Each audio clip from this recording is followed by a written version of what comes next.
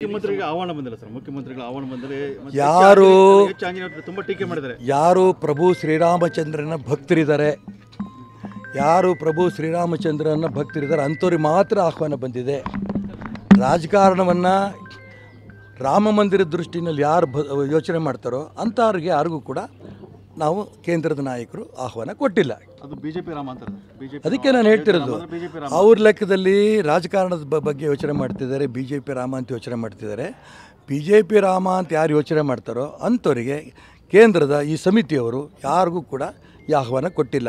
ನಿಜಕ್ಕೂ ಯಾರು ರಾಮ ಭಕ್ತರಿದ್ದಾರೆ, 496 ವರ್ಷಗಳಿಂದ ಗುಲಾಮರಾಗಿ ನಾವು ಬಿದ್ದಿದ್ದೀವಿ ಅನ್ನೋಂಥ ನೋವು ಯಾರು ಪಟ್ಕೊಂಡಿದ್ದಾರೆ, ಅಲ್ಲಿ ರಾಮ ಮಂದಿರ ಆಗಲೇಬೇಕು ಅಂತ ಯಾರು ಅಪೇಕ್ಷೆ ಪಟ್ಕೊಂಡು ಹೋರಾಟ ಮಾಡ್ಕೊಂಬಂದಿದ್ದಾರೆ ಅಂಥವ್ರೆಲ್ರಿಗೂ ಕೂಡ ಆ ಒಂದು ಕಾರ್ಯಕ್ರಮಕ್ಕೆ ಜನವರಿ 22ನೇ ತಾರೀಕು ಕಾರ್ಯಕ್ರಮಕ್ಕೆ ಬನ್ನಿ ಅಂತ ಕರಿತಾ ಇದ್ದೀವಿ.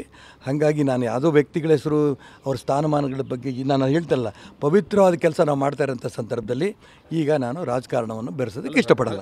ಕರಸೇವಕರಿಗೆ ಎಲ್ಲೊಂದು ಕಡೆ ಬೇಜಾರಾಗುತ್ತೆ ಇಂಥ ಸಂದರ್ಭದಲ್ಲಿ, ನಮ್ಮ ಮೇಲೆ ಕೇಸ್ ಆಗುತ್ತೆ. ನಾನು ಅದಕ್ಕೆ ಹೇಳ್ತೀನಲ್ಲ, ಯಾವ ಬೇಜಾರಾಗಿದ್ದಕ್ಕೆ ಏನು ಉತ್ತರ ಕೊಡಬೇಕು, ಏನು ಹೇಳಬೇಕು ಅನ್ನೋದನ್ನು ನಾನು ಬೇರೆ ಸಂದರ್ಭದಲ್ಲಿ ಹೇಳ್ತಿದ್ದೀನಿ.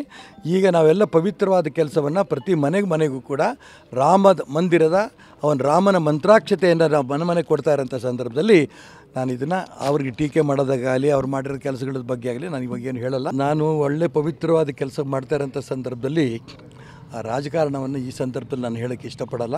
ನಾನು ಬೇರೆ ಸಂದರ್ಭದಲ್ಲಿ ಅದಕ್ಕೆ ಉತ್ತರ ಕೊಡ್ತೀನಿ. ಮುಖ್ಯಮಂತ್ರಿಗೆ ಆಹ್ವಾನ ಬಂದಿಲ್ಲ ಸರ್. ಮುಖ್ಯಮಂತ್ರಿಗಳ ಆಹ್ವಾನ ಬಂದರೆ ಯಾರು ತುಂಬ ಟೀಕೆ ಮಾಡಿದ್ದಾರೆ. ಯಾರು ಪ್ರಭು ಶ್ರೀರಾಮಚಂದ್ರನ ಭಕ್ತರಿದ್ದಾರೆ, ಯಾರು ಪ್ರಭು ಶ್ರೀರಾಮಚಂದ್ರನ ಭಕ್ತರಿದ್ದಾರೆ ಅಂಥವ್ರಿಗೆ ಮಾತ್ರ ಆಹ್ವಾನ ಬಂದಿದೆ.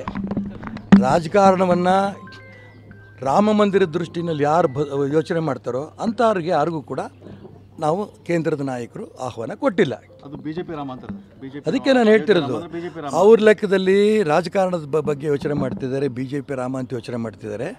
ಬಿ ಜೆ ಪಿ ರಾಮ ಅಂತ ಯಾರು ಯೋಚನೆ ಮಾಡ್ತಾರೋ ಅಂಥವರಿಗೆ ಕೇಂದ್ರದ ಈ ಸಮಿತಿಯವರು ಯಾರಿಗೂ ಕೂಡ ಈ ಆಹ್ವಾನ ಕೊಟ್ಟಿಲ್ಲ.